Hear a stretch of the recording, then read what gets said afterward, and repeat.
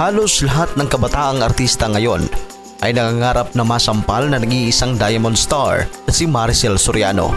Itinuturing ng iconic sa Philippine showbiz ang makatotohanang sampal ng award-winning actress sa mga nakatrabaho niya sa teleserye at mga pelikula. Sabi nga ng ilang celebrities na nasampal nito, hindi makukumpleto ang pagiging artista nila kapag hindi sila nasampal ni Maricel Soriano. Kaya ganito na lang nangangarap ang ilang artista na makatikim ng sampal mula kay Maricel.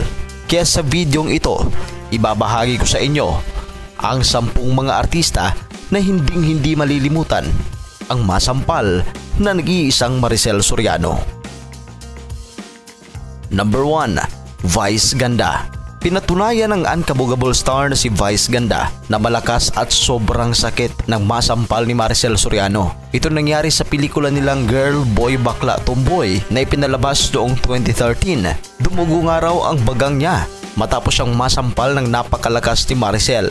Bago pa raw kunan ng eksena, kinausap muna ni Maricel ang direktor na isang beses lang dapat nilang gagawin ang eksena, kaya dapat kunan ng maayos. Pagkatapos ng one take na scene sa pagsampal sa kanya ni Maricel, ay humagulgol daw si Vice ng akala ng iba ay nadala lang ito sa eksena. Pero ang totoo ay nasaktan na talaga siya ng sobra-sobra, kaya nga raw nanalo siya ng Best Actor sa Star Awards dahil sa sampal na iyon. Number 2. Lovie Poe. Ibinahagi ng aktres na si Lovie Poe na nag-init at namumula ang kanyang mukha matapos sampalin ng malakas ni Maricel Soriano. Ito'y matapos ang eksenang mabuking ng karakter ni Maricel na si Lovie, ang pangalawang asawa ng mister niyang si Dingdong Dantes, sa isang TV series sa GMA Network na ang dalawang Mrs. Real na umere sa telebisyon noong 2014. Sa kabila ng sakit ng pagkakasampal ay itinuturing niya itong isang malaking karangalan. Sabi pa ni Lovie na bago pa man kunan ang nasabing eksena ay nag-usap pa raw sila ni Maricel at nagpaalam na sampalin siya nito, at pagkatapos ng eksena ay nagsorry naman daw si Maricel. Number 3. Dingdong Dantes. Kahit nga lalaki, hindi nakaiwas sa sampal ng nag-iisang Diamond Star. Maging si Dingdong Dantes ay nakatikim din ng maanghang na sampal nito. Ito'y kaugnay pa rin sa eksena ng teleseryeng Ang Dalawang Mrs. Real. Sa eksena, pinaulanan ng sampal si Dingdong nang umabot pa nga raw ng mahigit 20 beses. Pagkatapos daw ng sampal scene na iyon ay nakaramdam daw ng awa ang production staff kay Dingdong na talagang namula at halos na magaraw ang mukha nito. Lingid nga sa kaalaman ng mga manonood, pagkatapos ng nasabing eksena ay walang tigil ang pagluha ni Maricel at nanginginig ito dahil matagal daw niyang binitawan ng emosyon at patuloy lang ang pag-iyak na kailangan pa siyang aluin ni Dingdong para mailabas ang emosyon nito. Sa isang interview noon kay Maricel, sinabi niya na ang pinaka hindi malilimutan niyang sampalan scene ay yung kay Dingdong Dantes dahil napuruhan niya ito ng todo dahil 25 times niya daw itong nasampal. Pero bago ron nila kunan ng eksena ay inalok pa niya si Dingdong na subukang masampal ang isang beses para malaman nito kung gaano ka-intense ang pagsampal niya.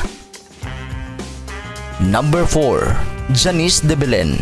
Ibinunyag ng batikang aktres sa YouTube vlog na sobrang sakit ang masampal ni Maricel Soriano. Nangyari umano ito nang magkasama sila sa 1988 movie na Babaeng Hampas Lupa. Sobrang nadala raw si Maricel sa eksena ng pagsampal niya kay Janice ay umabot sa co-star nilang si Roel Santiago. Wala nga raw problema sa pag-iyak ni Janice at Roel dahil masakit daw talaga ang sampal at namula pa ang pisngi niya. Number 5. Kim Chiu. Dream come true para kay Kim Chiu ang masampal ni Maricel Soriano na naganap sa kanilang teleseryeng Linlang. Ani Kim, natupad na rin ang kanyang pangarap na masampal ng veteran actress at mamarkahan na niya ng check ang kanyang acting career bucket list. Nagsorry naman si Maricel Soriano sa kanya matapos ang mainit na eksena sa serye, ngunit sinabihan niya raw ito na okay lang sa kanya dahil matagal na niya talagang pangarap bilang artista ang masampal nito. Number 6. Julina Magdangal. Gaya ni Kim Chiu ay dream come true din na may tuturing na nakasama niya sa isang proyekto si Maricel Soriano, lalo na ang pagsampal nito.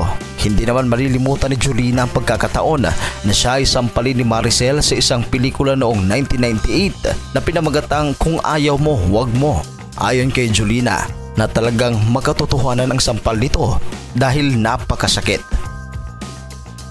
Number 7. Judy Ann Santos. Ayon kay Judy Ann, naranasan niya na ang headband ay napunta sa likod ng kanyang ulo at tumabingi pa ang kanyang ribbon matapos siyang sampalin ni Maricel Soriano. Gayunpaman, hindi umano siya noon nagrereklamo. Ani Juday, napadasal na lang siya matapos ang eksena dahil sa sakit pagkatapos makatikim ng sampal mula kay Maricel Soriano. Number 8. Carmina Villaruel. Sa isang vlog na in-upload ni Maricel Soriano sa kanyang YouTube channel, nagkasama sila ng isa sa kanyang mga anak sa showbiz na si Carmina at sabay nilang inalala ang pagsasama nila ni Maricel sa isang drama special. At ang naalala ni Carmina sa nasabing palabas ay nang masampal siya ng matindi ni Maricel Soriano. Hindi man daw niya maalala kung aling episode o anong role ang ginagampanan niya dito. Pero ang sampal daw talaga ang hindi niya malilimutan dahil masakit daw talaga itong manampal. Paliwanag naman ni Maricel, nadamang-dama daw niya ang emosyon ng eksena kaya ganun na lang daw kalakas ang sampal niya kay Carmina. Number 9. Judy Santa Maria.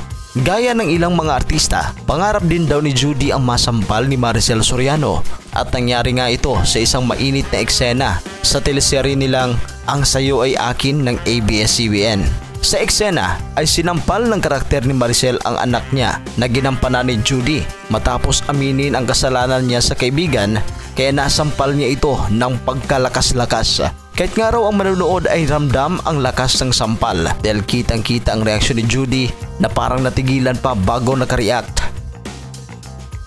Number 10. Iza Calzado. Nakatikim din si Iza Calzado na malakas na sampal ni Maricel Soriano sa teleseryeng Ang Sayo Ay Akin.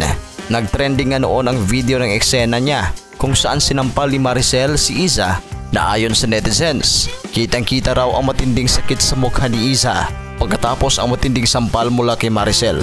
Sabi nga ng iba, lumipat daw sa kabila ang lipstick ni Iza pero kasama naman daw yon sa kanilang trabaho. Sa lakas nga raw niyang manampal ay kung talagang tutuhanin niya ito, mas matindi pa kaysa sa eksena ang mangyayari. Anong reaksyon ninyo dito?